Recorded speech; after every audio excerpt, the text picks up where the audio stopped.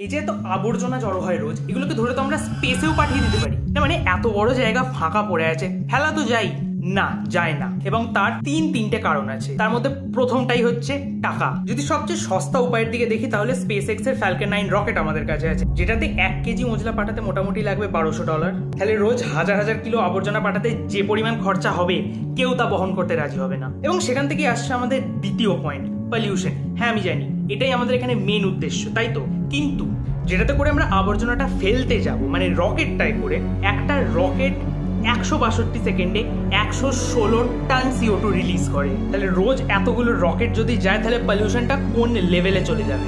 এবং third and the final one, safety. আপনারা হয়তো বিশ্বাস করবেন না, বাট যে মজলাগুলো আমরা স্পেসে পাঠাবো, যদি খুব বেশি দূরে আমরা না পাঠাতে পারি তাহলে আর্থের গ্র্যাভিটিতে ওগুলো আবার এসে আমাদের ছাদেই পড়বে। এবং লো আর্থ অরবিট থেকে দূরে পাঠাতে গেলে তার খরচা আরও বেড়ে যাবে। তাই এটা এখন সম্ভব নয়। এবং এরকম আরও অনেক জ্ঞানী গুণী জিনিসপত্র জানার জন্য সাবস্ক্রাইব। বাই।